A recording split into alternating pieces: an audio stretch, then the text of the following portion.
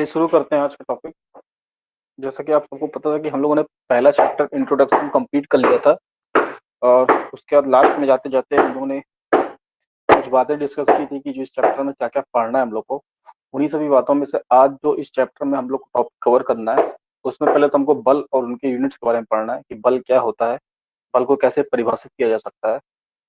Next जो हम लोग को पढ़ना है कि उसके लक्षण क्या होते हैं बल के, अगर बल लग रहा है तो उसके लिए क्या क्या चीजें जरूरी हैं, जैसे कि बल का परिमाप होना चाहिए, उसकी दिशा होनी चाहिए, ठीक है, उसका एक लाइन ऑफ एक्शन होना चाहिए। ये सब चीजें हम लोग कैरेक्टरिस्टिक्स में पढ़ेंगे, उसके प्रभाव, उसके लक्षण में पढ़ेंगे। ऐसे ही जो नेक्स्ट हम लोग पढ़ेंगे बल कितने प्रकार के होते हैं। वैसे तो देखा जाए तो बल बहुत प्रकार के होते हैं, बट यहाँ पे जो जो चीज हम लोग को पढ़नी है वो हम लोग बल कितने प्रकार के वो पढ़ेंगे।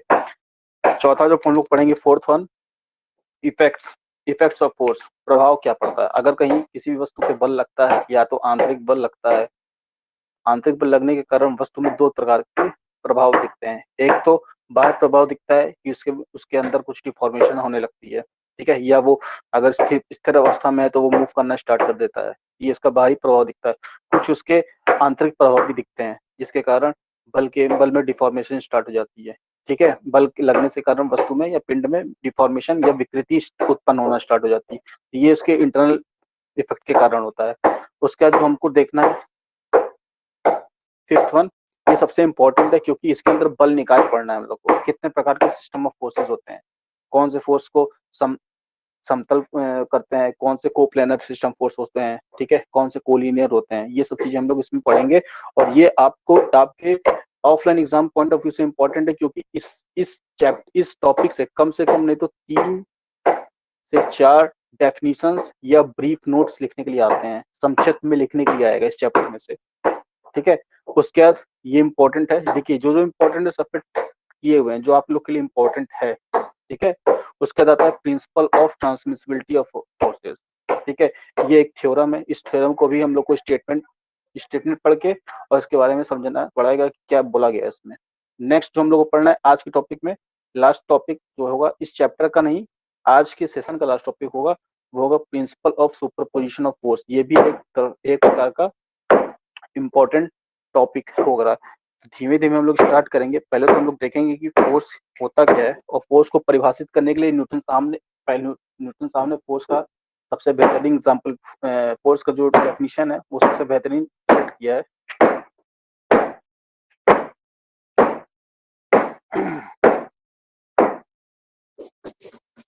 तो एक एक करके हम लोग चीजें डिस्कस करते हैं और साथ साथ नोट भी बनाते चलिएगा।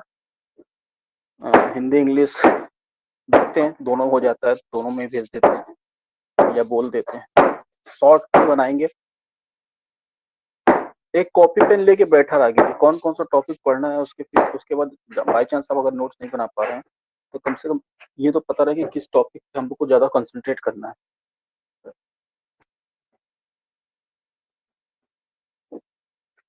और जो जिन जिन लोगों को बोला गया अटेंडेंस लेने के लिए, प्लीज अटेंडेंस ले लीजिएगा। स्टार्टिंग के 10 मिनट्स के अंदर जो जो आ जा रहे हैं उनका अटेंडेंस ले लीजिए और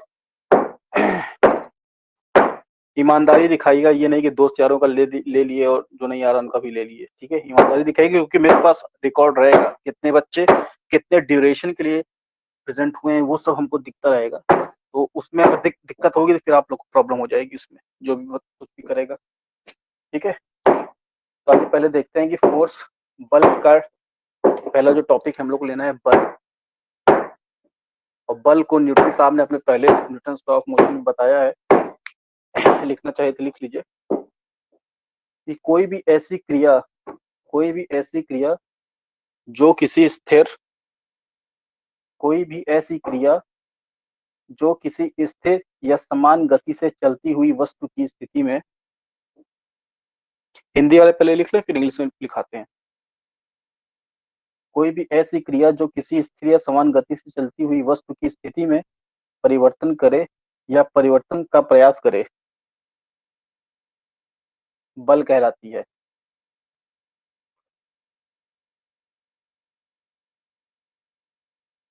बल वह साधन भी है जिसके द्वारा कार्य किया जाता है। इंग्लिश में लिख लो, force is an external agent force is an external agent, एक बाहरी एजेंट, एक बाहरी बल है।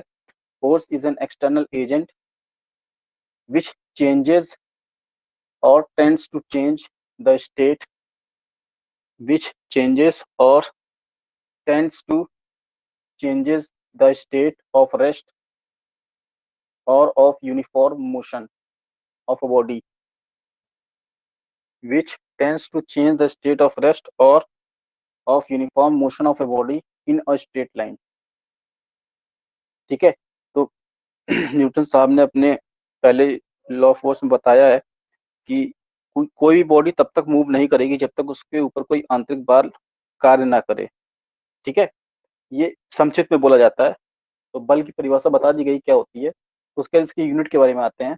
तो अगर देखा जाए तो न्यूटन ने अपने दूसरे नियम में बोला था कि संवेग परिवर्तन की दर वस्तु पर लगाए गए बल के समानुपाती होती है। मान लीजिए कि बस कोई बल ये है और ये dp बाई dt, जहाँ पे d ये जो है ये संवेग है। अब संवेग परिवर्तन हो रहा है, संवेग का फॉर्मूला होता है मास इंटू वेलोसिटी। ठीक है, अब ये प्रोपोर्शनलिटी साइन हटाएंगे तो F इक्वल्स टू एक कांस्टेंट जुड़ जाता है, उसके बाद हम लोग उसको बोलते हैं dp बाई dt। ठीक है, तो फोर्स के आगे आप लोग लिख सकते हैं दिखाने के लिए कि कैसे आया है। अकॉर्डिंग टू यहाँ पे लिख लीजिएगा, according to Newton's second law, Newton's के द्वितीय नियम के अनुसार संवेग परिवर्तन की दर वस्तु पर लगाए गए बल के समानुपाती होती है। संवेग परिवर्तन की दर, ठीक है, वस्तु पर लगाए गए बल की समानुपाती होती है। अब इसको जब हम लोग मूव करेंगे, हमको पता है कि संवेग इक्वल्स टू होता है मास इनटू वेलोसिटी। ठीक है, तो हम लोग इसको लिख सकते हैं, अगर k इक्वल्स टू 1 कर देते हैं, मान लीजिए कि कोई कांस्टेंट उसको 1 कर देते हैं, तो F इक्वल्स टू आ जाएगा, ये संवेग परिवर्तन की दर है, मतलब मास इनटू वेलोसिटी, ये इसकी अंतिम संवेग माइनस इसकी स्टार्टिंग की m into you upon dt। ठीक है, अब यहां से अगर हम लोग m कॉमन ले ले और v minus you by T कर दें, तो हम लोग एक्सेलरेशन जानते हैं, त्वरण, त्वरण का भी फॉर्मूला यही होता है v minus you by T. ठीक है, मतलब क्या होता है कि dv बाई dt को ही हम लोग एक्सेलरेशन या त्वरण कहते हैं। चालों के गति या चालों के बीच के अंतर की दर को त्वरण कहा जाता है। तो इसी को हम लोग लिख सकते हैं m into v minus u की जगह, अब इसी के आगे यहाँ पे लिख देते हैं is equals to m into a, मतलब कि f is equals to m into a. ये न्यूटन के सेकेंड लॉ से आ गया। ठीक है, अब इसके मात्रक की बात कर ली जाए तो इसका जो एसआई मात्रक होता है, एसआई मात्रक जो होता है वो क्या होता है, न्यूटन कहा जाता है। बट न्यूटन कहा तो जाता है, लेकिन किसको कहा जाता है? न्यूटन साहब ने डेफिनेशन दी थी, इसलिए उनका मात्रक न्यूटन के फॉर्म में लिख दिया गया। यहाँ ठीक है, इतने न्यूटन का बल लगेगा। इसके यूनिट की बात कर लेते हैं। तो यूनिट में इसके एसआई यूनिट जो होती है वो होती तो न्यूटन है, सबको पता है। बट इसी न्यूटन को हम लोग लिख सकते हैं केजी मीटर पर सेकेंड स्क्वायर, इसी को न्यूटन बोलते हैं। ठीक है, ये इसकी कौन सी यूनिट है? ये इसकी एसआई यूनिट भी बोल लो, ये इसकी एमकेएस यूनिट भी बोल लो। ठीक है, क्योंकि मीटर किलोग्राम सेकेंड ये आया हुआ है। और इसकी सीजीएस यूनिट क्या हो जाएगी? सीजीएस यूनिट इसकी ग्राम सेंटीमीटर पर सेकेंड स्क्वायर, और इसी को हम लोग कहीं कहीं डाइन भी बोलते हैं, DYNE डाइन।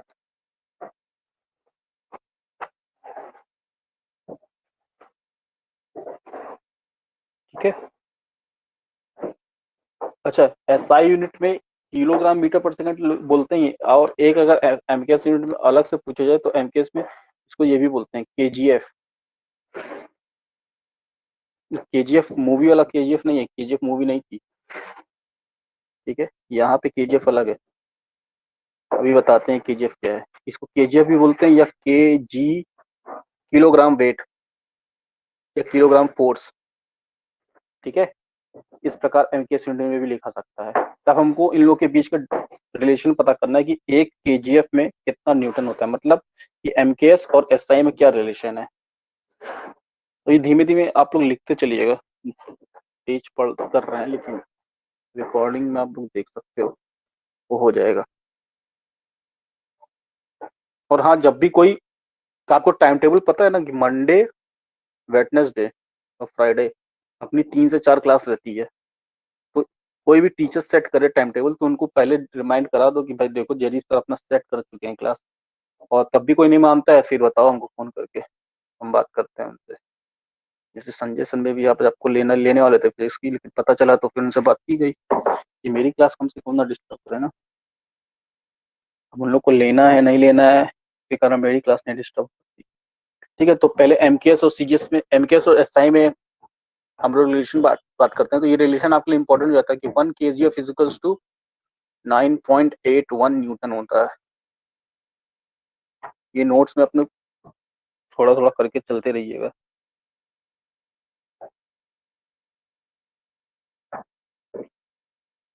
ठीक है, और एक सीजीएस के साथ उसका रिलेशन होता है। अगर एसआई का, ये तो रिलेशन था एसआई का एमकेएस के साथ, ठीक है। और अगर हमको एसआई का सीजीएस के साथ रिलेशन निकालना हो तो एक रिलेशन आता है एसआई का सीजीएस के साथ रिलेशन। ये देखो अभी के लिए आप लोग को याद रहना चाहिए, लेकिन वही चीज आप लोग जब कंपटीशन में जाओगे तो क्वेश्चन यहीं से पुटअप होते हैं। 1 kg कितना न्यूटन, क्वेश्चन ये नहीं होते हैं जो आप लोग डीप पढ़ रहे हो, क्वेश्चन यहीं से आते हैं। जो चीजें आप लोग यहाँ पे छोड़ देते हो, जिसको हल्के में देते हो, वही चीजें आगे चल के कंपटीशन में क्वेश्चन बन जाती है। ठीक है, तो एसआई का सीजीएस के साथ जो मात्रा का वो होगा 1 newton is equals to, newton को कैपिटल एन से दिखाते हैं 10⁵ डाइन। और डाइन को ही हम लोग बोलते हैं, क्या बोलते हैं अभी बताएं, ग्राम सेंटीमीटर पर सेकेंड स्क्वायर। तो ये दो रिलेशन आपको याद रहने चाहिए न्यूमेरिकल पॉइंट ऑफ व्यू से, क्योंकि आगे हम लोग न्यूमेरिकल करेंगे थोड़ा बहुत, ठीक है, छोड़ नहीं सकते। और न्यूमेरिकल आते हैं, हो सकता है यहाँ से ना आते हो लेकिन आते हैं, ऑप्शन में भी निकल सकते हैं। तो वो कराना, देखो कराना कुछ सब कुछ एक टीचर की जिम्मेदारी होती है। बच्चा क्या छोड़ रहा है क्या नहीं पकड़ रहा है वो उसका ऑप्शन होता है। ठीक है, तो हम अपनी जिम्मेदारी पूरी निभाएंगे, उसके लिए निश्चिंत रहिए।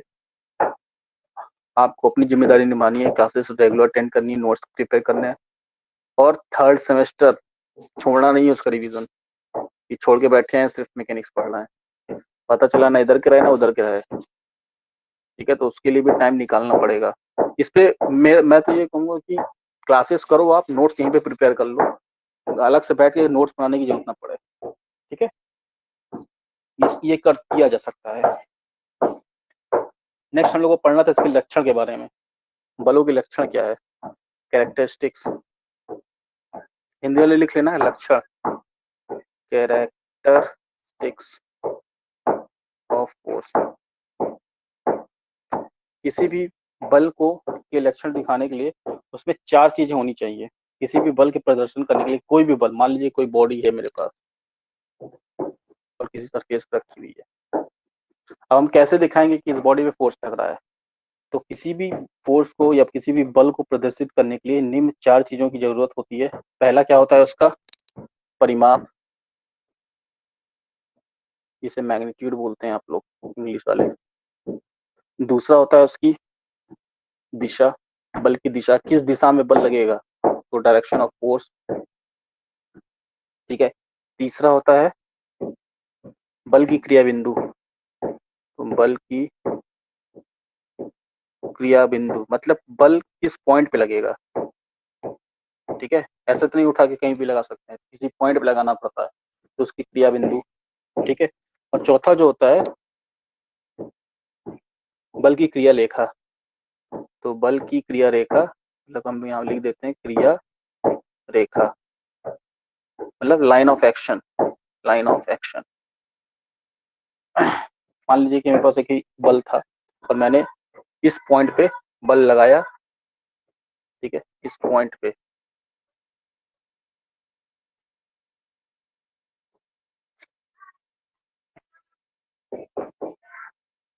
ठीक है, तो इस पॉइंट पे ये दिखा रहा है कि 5 न्यूटन का फोर्स मैंने लगाया, तो 5 न्यूटन तो यहाँ पे इसका मैग्नीट्यूड हो गया।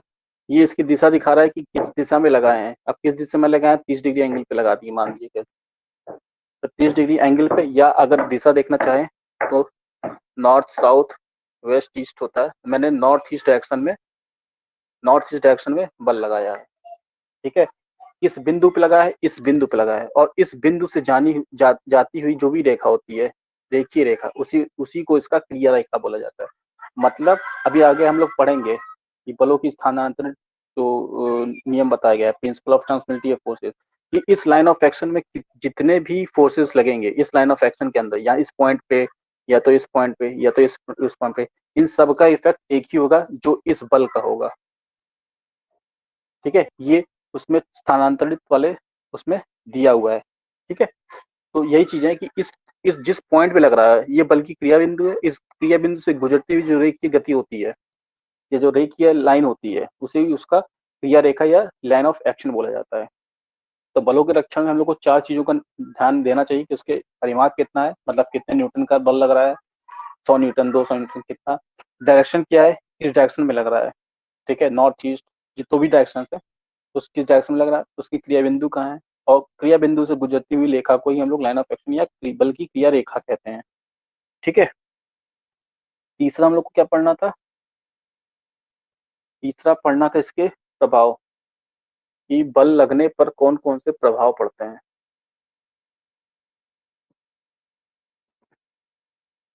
ये सब चीजें आपको खुद नोट्स करनी है, बार बार नहीं बोलेंगे, नोट्स करते रहिए, ये आपकी मोरल ड्यूटी है कि आप उसको नोट्स करते रहिए। अब एक चीजें बार बार नहीं बोली जा सकती।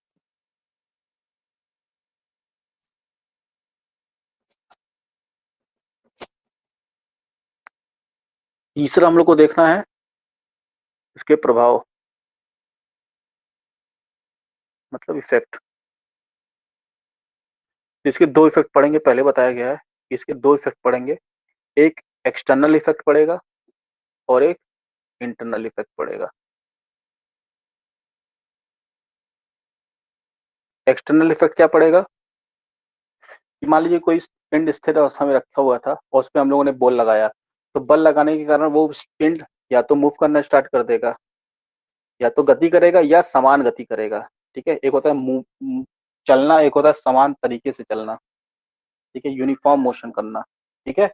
तो या तो वो पुश होगा, या इंग्लिश में बोलते हैं हम लोग, या तो वो पुश होगा, करेगा, या वो पुल होगा। अब वो डिपेंड करता है कि बल कौन सा लगा रहे हैं हम लोग, अभी हम लोग आगे पढ़ेंगे टाइप्स ऑफ फोर्सेस कितने प्रकार के होता है। पुश मतलब या तो वो उस पे टेंसाइल फोर्स लगेगा, या उस पे कंप्रेसिव फोर्स लगेगा, मतलब उस पे तनन बल लगेगा, नहीं तो संपीड़न बल लगेगा।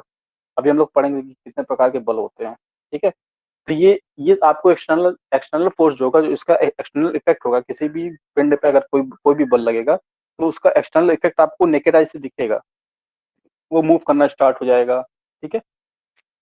तो इसका एक्सटर्नल एक्सटर्नल इफेक्ट आपको दिखेगा, बट जो इंटरनल इफेक्ट होता है ये भी आपको नेकेड आई से दिखेगा।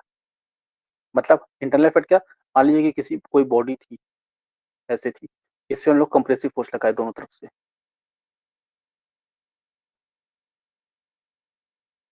अब देखिए जब भी हम लोग दिखाते हैं, अगर इस पॉइंट पे दिखाएं तो इसी पॉइंट के जस्ट सामने वाले पॉइंट पे दिखाते हैं, क्योंकि लाइन ऑफ एक्शन इन दोनों का सेम होगा, ठीक है। तो किसी भी बल का लाइन ऑफ एक्शन सेम होना चाहिए, तभी हम उसको ऊपर नहीं दिखा सकते, यहाँ पे नहीं दिखा सकते, क्योंकि फिर लाइन ऑफ एक्शन गड़बड़ा जाएगा, ठीक है। फिर वो बॉडी क्या होगी, वो बॉडी मूवमेंट स्टार्ट कर देगी, मतलब वो घूमना स्टार्ट कर देगी, और अभी हम लोग को घुमाना नहीं है, वो चीजें हम लोग थर्ड चैप्टर में पढ़ेंगे जब मोमेंट और कपल पढ़ेंगे। तो एक ही लाइन ऑफ एक्शन पे 2 फोर्सेस लगता है, और मान लीजिए कि इस पे ये कंप्रेसिव फोर्स लग रहा है, तो इसके कारण जो इसका जो फाइनल बनेगा वो कुछ इस प्रकार हो जाएगा कि ऐसे दबने लगेगा, ठीक है। इसके कारण ऐसी बॉडी रहेगी, तो इसके अंदर डिफॉर्मेशन है, और डिफॉर्मेशन क्यों हुआ, क्योंकि इसके अंदर के जो मॉलिक्यूल्स थे उनके बीच का इंटरमॉलिक्यूलर स्पेस कम होने लगा, ठीक है। वो जहां भी फ्रीली मूव कर रहे थे या फ्री स्टेट में थे, वो उनके बीच का जो इंटरमॉलिक्यूलर स्पेस था वो कम हो गया। उसके कारण इस इंटरमॉलिक्यूलर फोर्स के कारण जो अभी इस प्रकार थे, अब वो कॉम्पैक्ट हो गए, एक जगह सिकुड़ गए, ठीक है। इसके कारण यहाँ पे विकृति स्टार्ट होगी उत्पन्न होना। तो ये विकृति भी आपको दिखेगी, ठीक है। ये भी आपको नेकेड आइज दिखेगी और ये भी आपको नेकेड आइज दिखेगी। मतलब इसके प्रभाव आपको दोनों तरफ से देखेंगे, एक्सटर्नल भी दिखेगा और इंटरनल भी दिखेगा। तो इसके अंदर लिख लीजिए आप लोग क्या क्या इफेक्ट पड़ सकता है। जब कोई पिंड विरामावस्था में होता है जब कोई पिंड विरामावस्था में होता है और उस पर बल लगाया जाता है,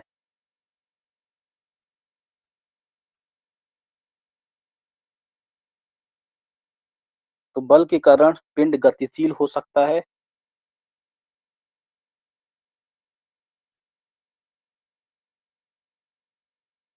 तो बल के द्वारा पिंड गतिशील हो सकता है यदि यह बल किसी दूसरे बराबर तथा विपरीत दिशा में, फुल स्टॉप के बाद लिखिएगा, यदि यह बल किसी दूसरे बराबर तथा विपरीत दिशा में बल द्वारा संतुलित हो जाता है,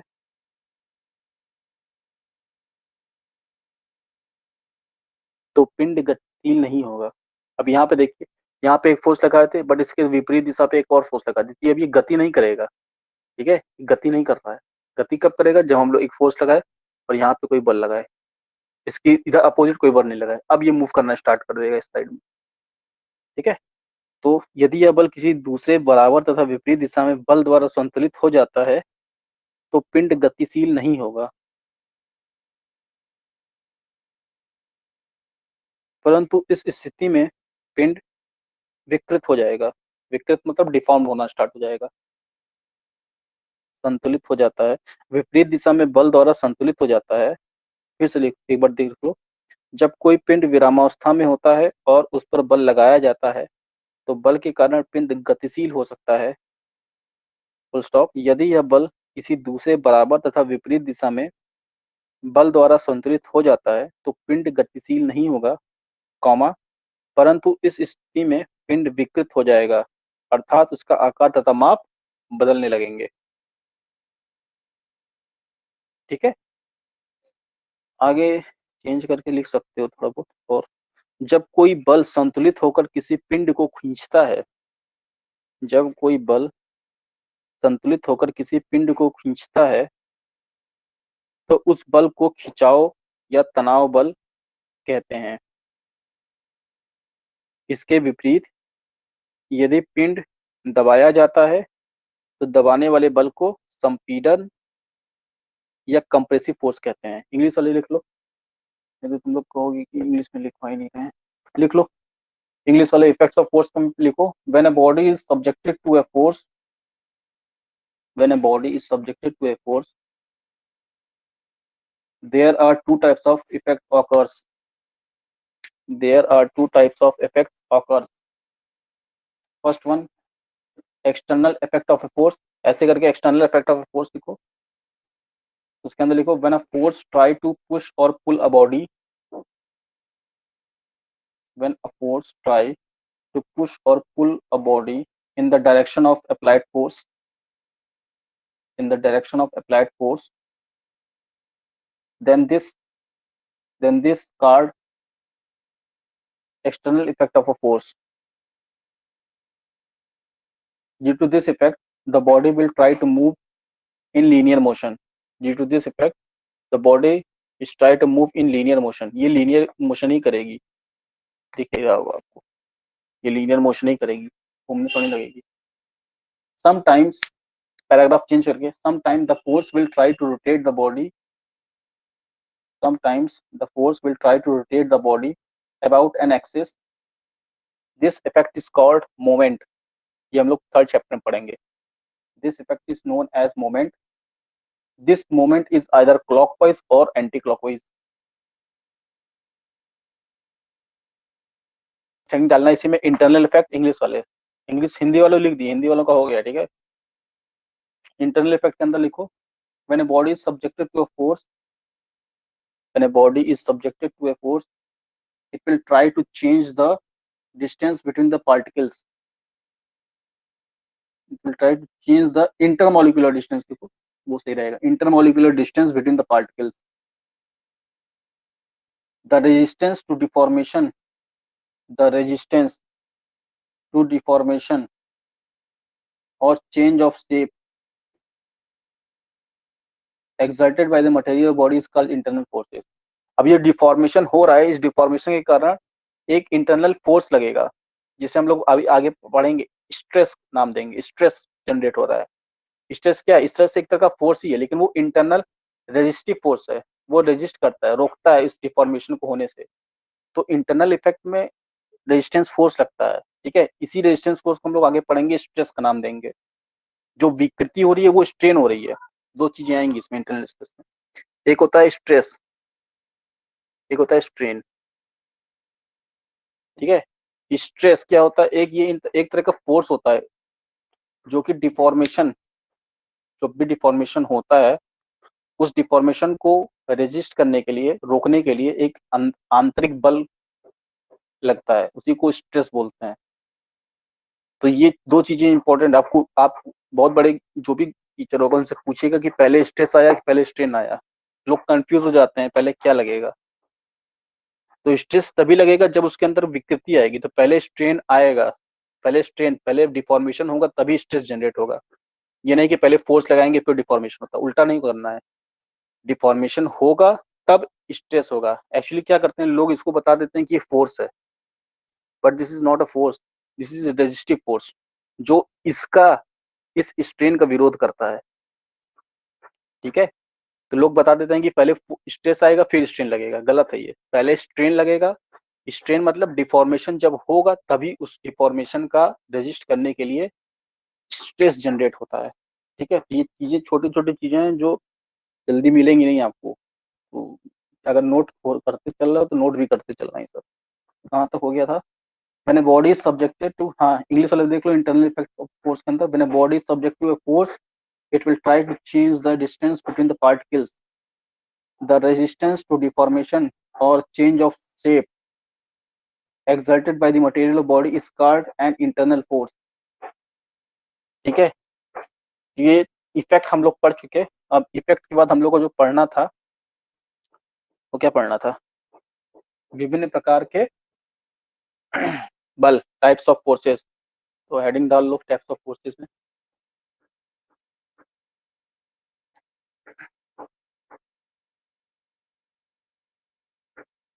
अब देखो दो टाइप्स ऑफ फोर्सेस आप पढ़ लिए हो। बोलोगे कहाँ पढ़ लिए सर? अभी ये पढ़ाए तो टेंसाइल और कंप्रेसिव, लिखवाए भी हैं कि टेंसाइल फोर्स क्या होता है, कंप्रेसिव फोर्स क्या होता है। जब खिंचाव बल लगेगा तो उसे टेंसाइल फोर्स बोलते हैं, और जब दबाव बल लगेगा उसे संपीड़न फोर्स बोलते हैं। अब हिंदी इंग्लिश ऐसे तुम लोग झोलमेल कर दिए हो ना कि मेरी लैंग्वेज की बेसिक तैसी हो गई है, ना इंग्लिश के रहे ना इंग्लिश हिंदी के रहे। चलो, टाइप्स ऑफ फोर्सेस।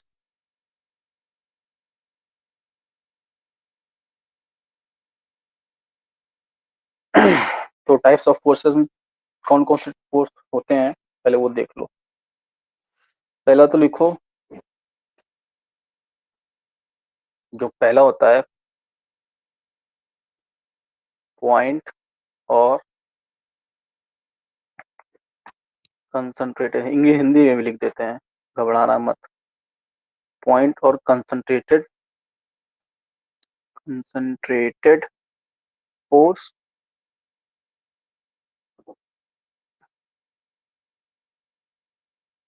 और यूनिफॉर्मली डिस्ट्रीब्यूटेड लोड। लोड बोलते हैं या फोर्स बोलते हैं, बात एक ही हो गई। ठीक है, तो एक पहला जो होता है वो पॉइंट और कंसंट्रेटेड फोर्स बोलते हैं। पॉइंट लोड बोलो या कंसंट्रेटेड लोड बोलो। पॉइंट लोड मतलब किसी पिंड पर, किसी पॉइंट पे जो भी लोड या फोर्स लगेगा उसे उसे बोलते हैं कि पॉइंट लोड लग रहा है। और यूनिवर्सली डिस्ट्रीब्यूटेड लोड क्या होता है? किसी पिंड पर एक समान गति के किसी लंबाई में बहुत सारे फोर्सेस लगते हैं तो उसे बोलते हैं यूनिफॉर्मली डिस्ट्रीब्यूटेड लोड। हिंदी में बोलते हैं, हिंदी में ढूंढना पड़ेगा क्या बोलते हैं। हाँ, हिंदी में बोलते हैं इसको सकेंद्रित, समकेंद्रित, समकेंद्रित। ठीक है, समकेंद्रित बल और यूनिफॉर्मली डिस्ट्रीब्यूटेड लोड को बोलते हैं समवितरित, समवितरित बल। फोर्स बोलो या लोड बोलो एक ही बात है, ठीक है, इस पे कंफ्यूजन ना होना कि फोर्स बोल दिए वहां पे लोड लिखा। ठीक है, इसके अंदर लिख लो समकेंद्रित बल, हिंदी वाले पहले लिख लो।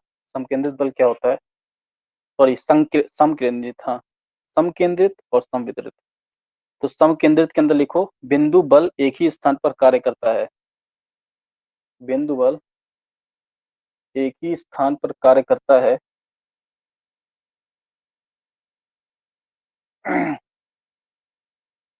इसे तीर द्वारा प्रदर्शित करते हैं, तीर द्वारा प्रदर्शित करते हैं। मान लीजिए कि मेरे पास एक बीम था,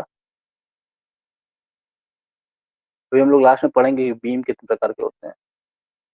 ठीक है, बीम, घर के बीम देखे होगे ना, जिसपे घर टिका है तुम्हारा, वो भी बीम ही है। तो कितने प्रकार के बीम होते हैं वो सब चीजें पढ़नी है हम लोग। मान लीजिए कि मेरे पास एक बीम था और उस पे इस प्रकार, इस प्रकार, ठीक है, ये क्या बोल रहा है इसमें कि इसे तीर द्वारा प्रदर्शित करते हैं, मतलब इस पॉइंट ए पे 5 न्यूटन का फोर्स लगा है और इस पॉइंट बी पे 2 न्यूटन का फोर्स लगा है। तो ये दिखा रहा है कि पॉइंट लोड लगा है इस बीम पे, इस पॉइंट ए पे 5 न्यूटन का पॉइंट लोड लगा है या संकेंद्रित बल लगा है। ठीक है, तो इसको इस प्रकार निर्देशित करते हैं। दूसरा लिख लो समवितरित बल, समवितरित बल जब धरन, धरन मतलब बीमी होता है, ठीक है, धरन मतलब बीमी होता है, धरन बोले बीम बोलो। जब धरन पर लगने वाला भार संपूर्ण सतह पर, जब धरन पर लग, इस ये संवितरित में लिखना, जब धरन पर लगने वाला भार संपूर्ण सतह पर एक समान रूप से वितरित होता है, एक समान रूप से वितरित होता है, तो वह समवितरित बल या समवितरित भार कहलाता है। ठीक है, और इसको कैसे प्रदर्शित करते हैं वो प्रदर्शन भी देख लो कैसे प्रदर्शित करते हैं।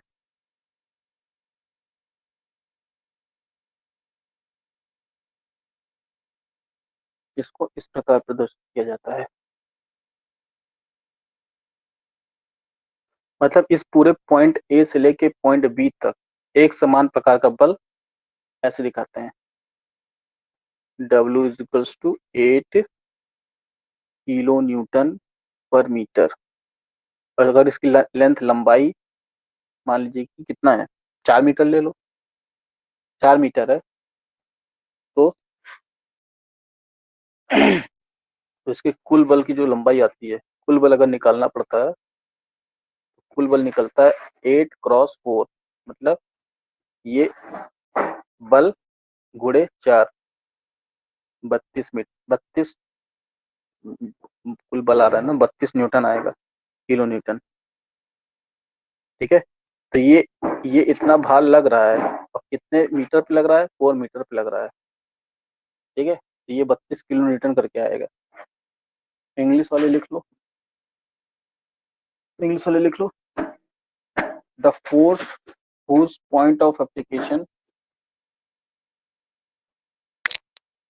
the force whose point of application is so small,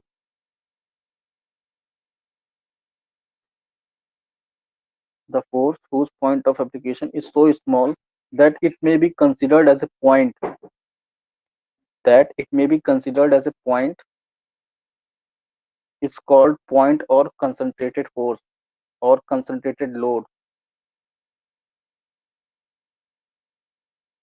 लिख लो यूडीएल में, यूडीएल यूनिफॉर्मली डिस्ट्रीब्यूटेड लोड में, when a when force when a force or load is assumed to be when a force or load is assumed to act on a part of is assumed to act on part or entire length of the object,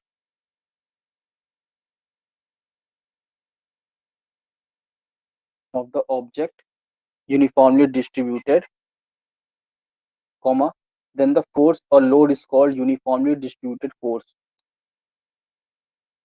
Then the force or load is called as uniformly distributed load या force. ये figure आप दोनों बना लीजिएगा, ठीक है, जो बनाया गया है उसको यूनिफॉर्मली डिस्ट्रीब्यूटेड लोड या यूडीएल बोल देते हैं. एक और होता है यूवीएल, होता है यूनिफॉर्मली वेरिंग लोड. उसका भी देख लो कैसे होता है, एक ध्यान रहना चाहिए. Uniformly varying load, varying load में क्या होता है, मान लीजिए कोई बीम है और ये इस प्रकार कंसंट्रेट है. वेरी मतलब होता है बदलना, बदलते रहना. तो यूनिफॉर्मली वेरिंग लोड को जो दिखाते हैं वो इस प्रकार दिखाते हैं.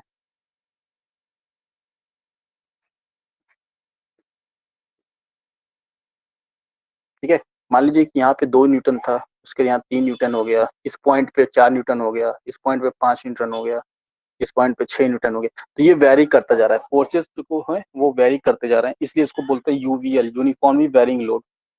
ठीक है, तो ये भी लिख लेना एक जगह नोट्स बना के अलग से, uniformly varying load, uniformly varying load.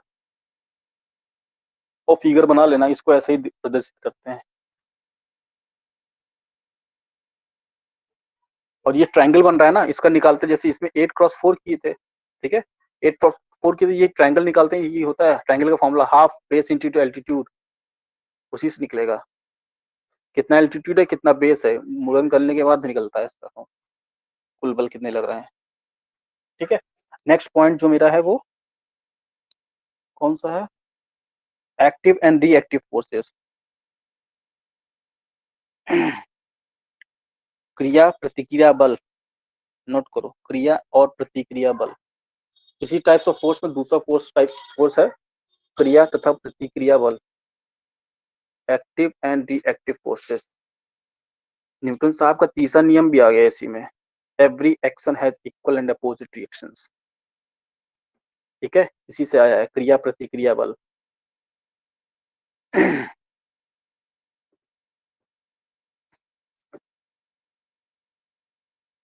कौन सा हो गया बी, एक्टिव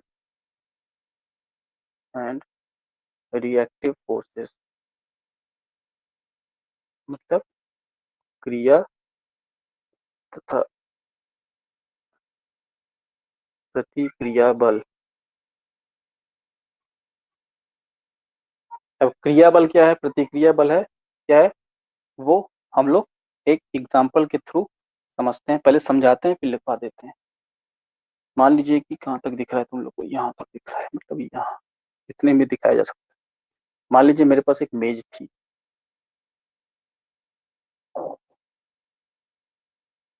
ठीक है, और इस मेज पर एक ब्लॉक या पिंड रखा था. ठीक है, अब इस ब्लॉक, इस पिंड में आप लोग जानते हैं कि हम लोग के जहाँ पे भी कुछ ना कुछ वहां पे ग्रेविटेशनल फोर्स लग रहा होगा. तो इस पिंड का एक वेट लग रहा होगा नीचे, जिसकी एम जो होता है संगति होता है और जी होता है उसका गुरुत्वीय फोर्स. ठीक है, मान लीजिए कि इस मेज को अगर हम हटा देते हैं तो ये पिंड नीचे गिर जाएगा, गिरेगा ही गिरेगा क्योंकि ग्रेविटेशनल फोर्स लग रहा है. तो इस पिंड, ये कौन सा फोर्स है, ये एक तरह का एक्शन फोर्स है. ठीक है, एक्टिव फोर्स है. एक्टिव फोर्स मतलब ये एक्टिव है क्योंकि ये बल पे लग रहा है, इसके पिंड पे लग रहा है. और किस कारण लग रहा है, गुरुत्वाकर्षण के कारण लग रहा है. तो एक्टिव है, ग्रेविटेशनल फोर्स एक्टिव है ना, हर जगह प्रेजेंट है, इसलिए उसको एक्टिव फोर्स बोला जाता है. इसलिए इस बॉडी के वेट को हम लोग एक्टिव फोर्स करेंगे. और न्यूटन का तीसरा नियम है, किसी भी एक्शन का इक्वल और अपोजिट रिएक्शन भी होता है. तो इस पिंड का इस इस पिंड के द्वारा जो लग रहा एक्टिव फोर्स है, उसका एक रिएक्टिव फोर्स भी लगेगा. ठीक है, और उसी को बोलते हैं प्रतिक्रिया बल, या हम लोग बोलते हैं इंग्लिश में रिएक्शन, नॉर्मल रिएक्शन बोलते हैं उसे. ठीक है, तो इसी के जस्ट अपोजिट एक प्रतिक्रिया बल भी लगता है, जिसको डॉट से दिखाएंगे. और ये प्रतिक्रिया बल उसको कैपिटल आर को ही दिखाता है, कोई कैपिटल एन से दिखाता है. अलग अलग बुक अलग अलग चीजें दिखाती हैं. तो इसमें फिगर बना लो, उस फिगर में नोट कर लेना, पहले फिगर बना लो उसका नोट करवाते हैं. एग्जाम्पल दे के समझोगे तो समझ में ही आएगा.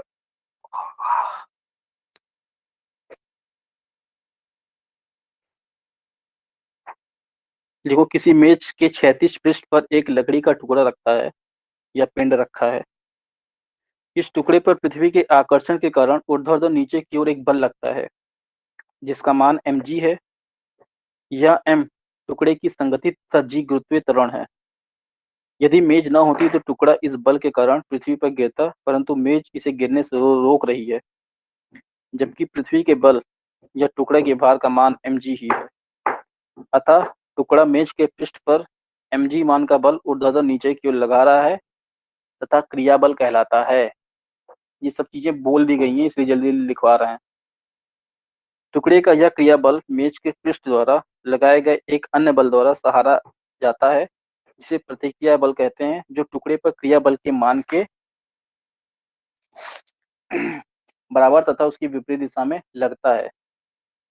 ठीक है। इंजीनियरिंग में इसी प्रकार के क्रिया बल को लोड कहते हैं, जो मेज पर क्रिया कर रहा है। ठीक है। तो क्रिया और प्रतिक्रिया बल पता चल गया। जैसे ग्रेविटेशनल फोर्स एक क्रियात्मक बल है, मैग्नेटिक फोर्स ये भी एक क्रियाशील फोर्स है, इलेक्ट्रिक फोर्स ये सब एक क्रिया बल है।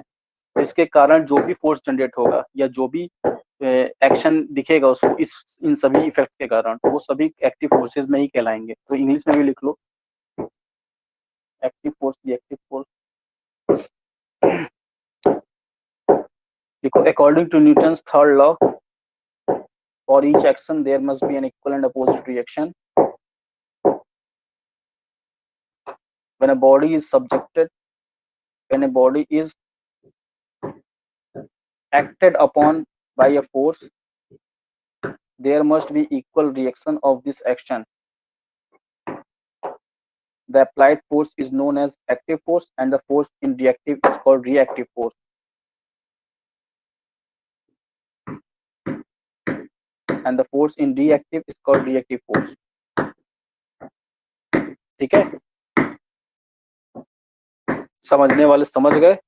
तीसरा आते हैं जो हम लोग पढ़ चुके हैं जो, तो उस पर जल्दी जल्दी ज्यादा टाइम वेस्ट नहीं करते हैं। तीसरा जो होता है वो टेंसाइल फोर्स।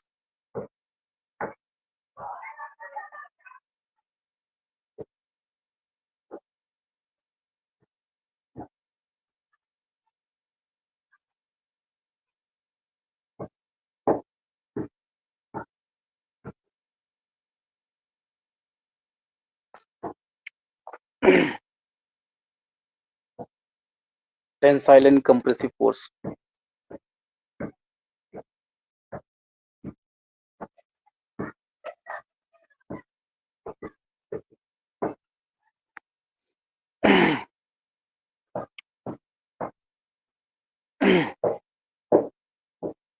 तनाव बल या संपीड़न बल।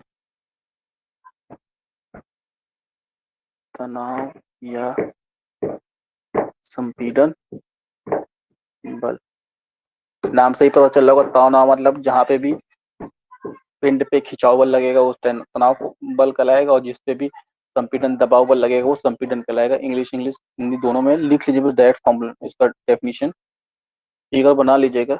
एक टेंसाइल फोर्स जब भी लिखिएगा तो उसमें तनाव बल दिखा दीजिएगा पी करके,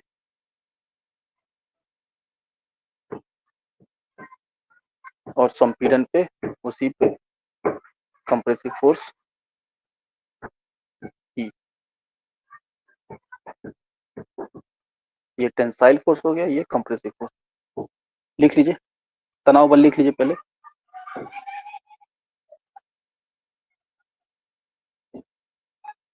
वस्तु पर ऐसे बलों को जो उसके कणों को परस्पर दूर हटाने का प्रयत्न करते हैं, वस्तु पर ऐसे बलों को जो उसके कणों को परस्पर दूर हटाने का प्रयत्न करते हैं, तनन, तनाव या खिंचाव बल कहते हैं। इसी को तनन भी बोलते हैं, तनाव भी बोलते हैं, खिंचाव भी बोलते हैं। इस और इंग्लिश में सिर्फ टेंसाइल बोलते हैं। ठीक है, ये हो गया। संपीड़न बल लिख लीजिए। संपीड़न बल वस्तु के अंदर की ओर, संपीड़न बल वस्तु के अंदर की ओर इंगित करते हुए लगते हैं। इसके विपरीत कण अपनी ही प्रारंभिक स्थिति बनाए रखने के लिए इन बलों के विरोध में प्रतिक्रिया बल लगाते हैं, जिससे ये एक दूसरे से दूर होने के प्रयत्न में रहते हैं, अर्थात कणों का हटाव प्रदर्शित होता है।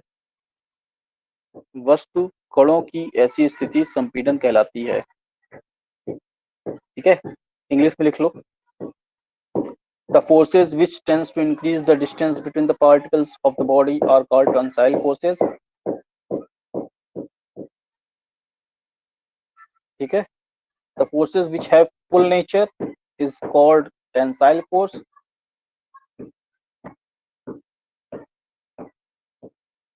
The effect of tensile force is to increase the length of the object.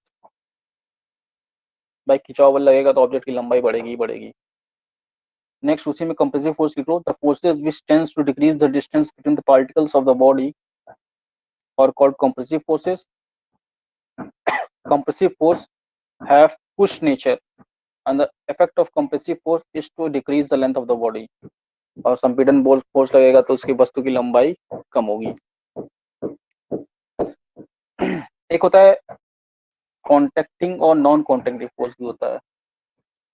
ठीक है, एग्जाम इसमें लिखना मत। कॉन्टेक्टिंग फोर्स में आप लोग देख लो, कॉन्टेक्टिंग फोर्स में कौन सा होंगे, या पहले नॉन कॉन्टेक्टिंग फोर्स देखो। नॉन कॉन्टेक्ट मतलब कॉन्टेक्ट नहीं हो रहा है, दो दो परस्पर, यहाँ पे देखो कॉन्टेक्ट हो रहा था, इस पिंड का और इस सरफेस का कॉन्टेक्ट हो रहा था, तो ये एक ऐसा फोर्स होगा जो कि कांटेक्ट के कारण लगेगा, जैसे फ्रिक्शन, ये कॉन्टेक्टिव फोर्स है। ग्रेविटेशनल ग्रेविटेशनल फोर्स या मैग्नेटिक फोर्स या इलेक्ट्रिक फोर्स, ये सभी नॉन कांटेक्ट फोर्स हैं। ठीक है, नॉन कांटेक्ट मतलब इनका कोई कहीं जरूरी नहीं कि कांटेक्ट रहेगा तभी मिलेगा। ग्रेविटेशनल फोर्स तुमको हमेशा मिलेगा, मैग्नेटिक फोर्स तुमको कहीं भी मिलेगा, कांटेक्ट की जरूरत नहीं पड़ती। बट फ्रिक्शनल फोर्स हो गया, ये सभी फोर्स जो होते हैं, फ्रिक्शन ऑक्शन हो गए, ये सभी कांटेक्ट फोर्स हो गए। ठीक है, और नॉन कांटेक्ट फोर्स में तुम्हारा मैग्नेटिक, इलेक्ट्रिकल और ग्रेविटेशनल फोर्स, इसके कुछ एग्जांपल्स हैं। नेक्स्ट हम लोग को पढ़ना था, टाइम तो बचा नहीं है, एक्चुअली हम लोग को पढ़ना था निकाय और हिंदी। ये देखो इसी कारण होता है, हिंदी इंग्लिश करने से इतना ही यही लगेगा। हम 5-6 टॉपिक सोच के आए थे कि 5-6 टॉपिक पढ़ाएंगे, हिंदी इंग्लिश में यही हो गया, नहीं तो पढ़ा ही हो। नेक्स्ट जो हम लोग को पढ़ना है वो बल निकाय पढ़ना है, सिस्टम ऑफ फोर्सेस, जो कि इंपॉर्टेंट है, और इसको 15 मिनट बाकी है, 15-12 मिनट बाकी है, उतना जल्दी नहीं पढ़ाया जा सकता। ठीक है, टाइम देना पड़ेगा। तो नेक्स्ट क्लास जब भी होगी उसमें हम लोग स्टार्ट करेंगे निकाय से ही, कितने प्रकार के निकाय होते हैं। ठीक है, एक बल्कि एक हम डायग्राम बना सकते हैं, अगर 5 मिनट में बन जाए तो। आप हेडिंग डाल लो, हम लोग पढ़ेंगे नेक्स्ट क्लास पे ही।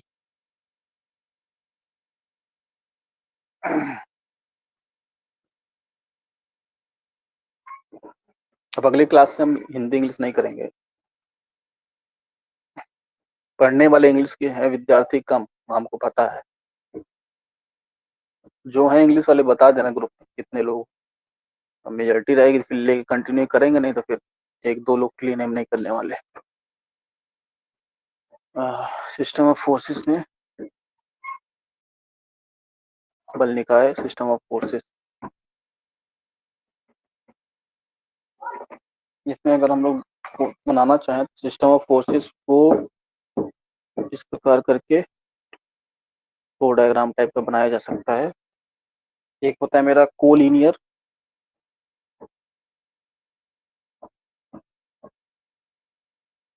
अभी सबसे बड़ा दिक्कत तो हिंदी में यही है कि कोलिनियर को ढूंढो, क्या होता है कोलिनियर। देखो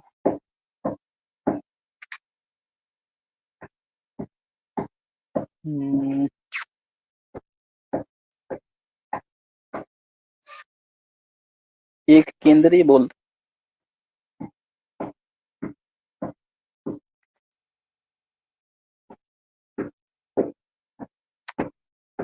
चलो पहले लिखते हैं कोलिनियर, कोप्लेनर, और होता है कंकरेंट। एक्चुअली एक केंद्रित ये हो जाएगा कंकरेंट और non coplanar.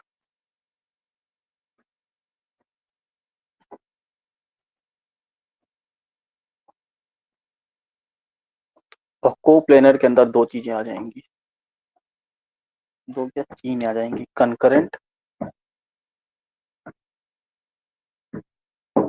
Non concurrent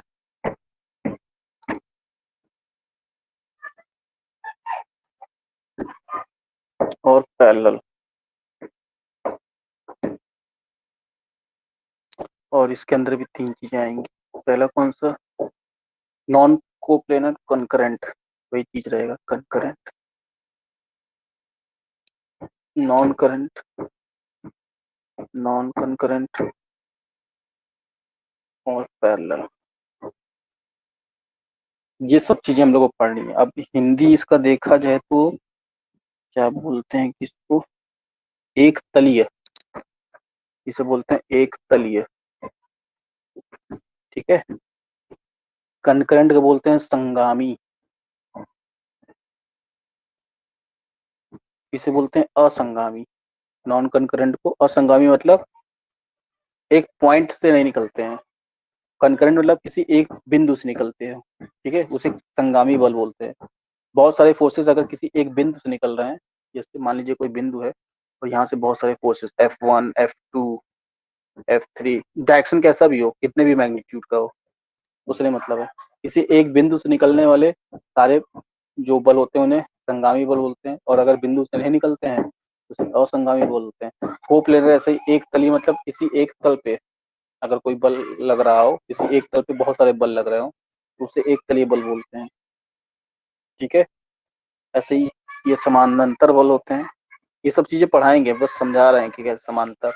non coplanar में एक तली की जगह ये नॉन कोप्लेनर में भिन्न तलीय होते हैं, तो ये भिन्न तलीय। तो ये सब चीजें पढ़नी, ये सब डेफिनेशन आते हैं कि कोप्लेनर नॉन कंकरेंट सिस्टम, ये कंकरेंट सिस्टम बन जाएगा। कोप्लेनर भी है और कंकरेंट भी है, मतलब एक ही प्लेन पे एक ऐसा पॉइंट है जहां से बहुत सारे फोर्सेस जन रहे हैं, उसे बोलेंगे कोप्लेनर नॉन कंकरेंट सिस्टम। एक ऐसा ही है coplanar plus non concurrent system, मतलब एक तल पे विभिन्न विभिन्न पॉइंट पे विभिन्न विभिन्न फोर्सेज निकल रहे हैं, तो वो कोप्लेनर नॉन कंकरेंट आएगा। ऐसे नॉन कोप्लेनर कंकरेंट आ जाएगा कि प्लेन अलग है लेकिन पॉइंट एक ही है। ये सभी चीजें हम लोग एक डायग्राम के थ्रू समझेंगे कि कैसे समझाया गया है। तो ये समझाना तो इम्पोर्टेंट है, तीनों इसके बाद के तीनों इम्पोर्टेंट है, सिस्टम ऑफ फोर्सेस और principle of transmissibility of force और principle of superposition of force. आप लोग अपना क्वेश्चन बैंक देख लीजिएगा या कोई सीनियर जिसका भी मिल जाए उनका देखिएगा, इस चैप्टर में से क्वेश्चन बनते हैं वो इन्हीं तीनों में से बनते हैं, थ्योरेटिकल वाले। अभी आगे एक और आएगा लामीज थ्योरम, अभी बहुत चीज बाकी है। अभी इसके बाद हम लोग पढ़ेंगे संयोजन बल, ठीक है, मतलब क्या बोलते हैं composition force, resolution of forces. उसके बाद कंपोजिशन ऑफ फोर्सेस में तीन डायग्राम्स हैं, सॉरी तीन थ्योरम्स हैं, कौन कौन से, law of parallelogram of force, ठीक है, समांतर चतुर्भुज का नियम, फिर त्रिभुज का नियम, एक होता है पॉलीगन का सम क्या बोलते हैं पॉलीगन, जो भी पॉलीगन लॉ ऑफ फोर्स, ये तीन लॉ ऑफ फोर्सेस हैं, तो वो कंपोजिशंस में आएंगे। उसके बाद फिर एक बचा लामीज थ्योरम, जिससे न्यूमेरिकल प्लस मतलब है, अच्छा खासा चीज है, कैपिटल लेंदी है, और हिंदी इंग्लिश करोगे तो फिर यही प्रॉब्लम होगा, जितना सोच के आए तो उतना नहीं हो पाएगा, ठीक है। तो अगली बार से जिसको प्रॉब्लम हो रही है आप हिंदी इंग्लिश यार नोट्स तो बनाओ, नोट्स बनाओ, दिखाओ, नहीं होगा तो बताओ, हम फोटो खींच के भेज देते हैं, किताब नहीं मिल रही है तो जो जो चैप्टर पढ़ाते चल रहे हैं उसकी एक एक फोटो खींच के भेज भेज देते हैं, उससे बनाओ इंग्लिश वाले नोट्स। क्योंकि फिर मेरा माइंड डिस्ट्रैक्ट होगा, हम पहले दिन बोले मेरा माइंड डिस्ट्रैक्ट होगा, फिर जो चीजें हम अच्छे से समझाना चाहते हैं वो नहीं समझा पाएंगे। तो हमको फ्री रखो, हमको जब जितना फ्री रखोगे तो उतना तुम्हारे लिए अच्छा रहेगा, ठीक है। अगर एक्चुअली दिक्कत क्या है कि तुम लोग की आदत पड़ गई नोट्स बनाने की, नोट्स ना दो तो ये लगता है कि टीचर को कुछ आता नहीं है, नोट्स ना दो, मेंटालिटी है। अभी आपको नहीं समझ आएगा जब सेकेंड डे थर्ड डे पहुंच जाओगे, जब आपको किताबें ही नहीं मिलेंगी अपने सब्जेक्ट की, क्योंकि है ही नहीं किताबें। केमिकल वालों को बहुत दिक्कत होता है थर्ड ईयर में, क्योंकि किताबें ही नहीं मिलती है। आप लोग भारत भारती पब्लिकेशन और फलाना पब्लिकेशन की किताब ले लेके कूदते हो, लेकिन सेकेंड ईयर में जाते जाते जब किताबें नहीं मिलती, जब वो स्टैंडर्ड गवानी पवानी की किताब खरीदनी पड़ती है 700-800 रुपए की, तो आदमी ये सोचता है कि चल इससे बढ़िया किसी का नोट्स मिल जाए, उसी को पढ़ के पास हो जाए, ठीक है। तो चीजें अभी से आदत ना डालो, खुद का नोट्स खुद प्रिपेयर करो। अब फर्स्ट ईयर में हम लोग नोट्स इसीलिए देते हैं क्योंकि तुम ही लोग में से है कि अगर कोई टीचर पूछने आ गया कि सर पढ़ा रहे हैं, तो सर भले ही पूरा पढ़ा दिए हों, और अगर नोट्स नहीं दिए हैं तो इसका मतलब कि सर पढ़ाए नहीं। ये होता है मेंटेलिटी बच्चों की। ये तो आदत बन गई फर्स्ट ईयर वालों को नोट्स देने की, तो एक ही लैंग्वेज पे रहने दो, या तो इंग्लिश में नोट्स देना है तो इंग्लिश हिंदी में नोट्स दें। ठीक है, नोट्स खुद प्रिपेयर किए, खुद का नोट्स बहुत जल्दी याद भी होता है। आप बस एक पेन कॉपी लेके बैठिए कि सर कौन कौन सा टॉपिक पढ़ा रहे हैं, उसका नोट्स हम खुद प्रिपेयर करेंगे, वो भी एक बेस्ट ऑप्शन है। किताब नहीं है इसलिए हम नोट्स दे रहे हैं। आप लोग बोलोगे तो जो जो चैप्टर हमको जैसे अब नेक्स्ट जो भी चैप्टर पढ़ाना होगा उसका हम फोटो खींच के उसकी पीडीएफ फाइल बना देते हैं, हिंदी इंग्लिश दोनों की भेज देते हैं, आप उसको पढ़ो, अपना नोट्स बनाओ उससे, हमको फ्री रखो। हम पहले दिन से बोले हमको जितना फ्री रखोगे हम उतना फ्री होकर पढ़ाएंगे। अब नोट्स देना लेना ये सब, और हमको अटेंडेंस भेज देना। कौन कौन था? अजीत केमिकल से, आर्यन पेंट से, विकास की विशाल शर्मा ईएमटी से, और लड़कियों में हाँ, लड़कियों में 3 लोग को बोले थे, बेटा आप लोग भी भेज दीजिएगा। ठीक है, तो रखते हैं फिर। और हाँ, बता दो कोई टीचर अगर 3 से 4 क्लास ले रहा है मंडे वेडनेसडे फ्राइडे में, तो उनको बताओ कि जयदीप सर की क्लास है, उनकी क्लास नहीं डिस्टर्ब होगी। कोई कुछ चे पे बोलता है फिर हमको बताओ, हम बात करते हैं क्यों नहीं होगी क्या नहीं होगी। ठीक है, तो अभी के लिए इतना ही रखते हैं, जाइए चिल होकर रिलैक्स कीजिए, और नोट्स थर्ड सेमेस्टर छोड़ना मत, थर्ड सेमेस्टर का रिवीजन करते रहो, क्योंकि फिर ऐसे भूलता है, घर गए हो सो रहे हो खाना खा रहे हो वो सब करो, लेकिन रिवीजन भी टाइम रखो, क्योंकि इंजीनियरिंग ड्राइंग है जो केमिकल वाले हैं जिनको हम पढ़ाए थे, बेटा इंजीनियरिंग ड्राइंग पहले ही बताए थे प्रैक्टिस है, प्रैक्टिस छूटी सब गायब हो जाएगा एकदम, कंट्रोल प्लस शिफ्ट पर डिलीट होगा, परमानेंट डिलीट। तो उसको छोड़ना मत, प्रैक्टिस तो मत ही छोड़ना। जो अच्छे बच्चे हैं, जो मतलब केमिकल में तो हाँ एक चीज कहेंगे, केमिकल में सभी अच्छे बच्चे हैं, ये हम मानेंगे क्योंकि हम पढ़ाए हमको पता है। ठीक है, तो आप लोग प्रैक्टिस मत छोड़ना, और थर्ड सेमेस्टर पे ही कंसंट्रेट होना। जो भी पढ़ रहे हो, अगर हमको तो नहीं लगता कि 2 घंटा से ज्यादा कोई पढ़ता भी होगा इस समय, ठीक है, लेकिन जितना भी पढ़ रहे हो थर्ड सेमेस्टर पे ज्यादा फोकस करना, और इसको बस नोट्स क्लास करो, ऑनलाइन क्लास करो, और टॉपिक नोट करते चलो। उसका जब समय मिले तो आप बैठ के अपना नोट्स बनाओ, कोई अलग से पढ़ने की जरूरत नहीं है कि क्योंकि इसका पेपर मई में होना है। ठीक है, उससे पहले आपका थर्ड सेमेस्टर का पेपर होना है, और पेपर होगा ऑफलाइन ही मोड में, ये भी क्लियर होना चाहिए कि पेपर होगा ऑफलाइन मोड में। तो आप लोग थर्ड सेमेस्टर पढ़े हो, क्लासेस अटेंड किए हो ऑफलाइन मोड में, तो आपको अपनी तैयारी भी ऑफलाइन मोड के हिसाब से चलनी पड़ेगी। इस चैप्टर फोर्थ सेमेस्टर का कुछ नहीं पता, ये ऑफलाइन भी कर सकता है ऑनलाइन भी कर सकता है, तो हम ऐसा लेके चल रहे हैं कि वो कोई भी मोड कराए उसमें कोई प्रॉब्लम नहीं आएगी। ठीक है, तो अभी के लिए इतना ही रखते हैं, नेक्स्ट क्लास पे जो भी आएंगे हम नेक्स्ट क्लास पे अभी ये देखते हैं, शाम तक एक फोटो भेज देते हैं आप लोग को नोट्स प्रिपेयर करने की, क्योंकि पहला दिन है चैप्टर 2 का, तो खुद से नोट्स बनाइए।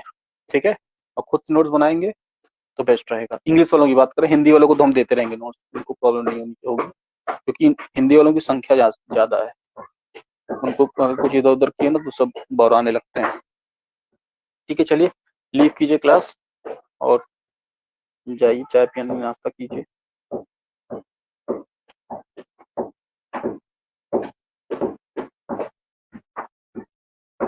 अटेंडेंस भेज देना मुझको, ठीक है, ग्रुप पे भेज देना सभी जिनसे बोले हैं।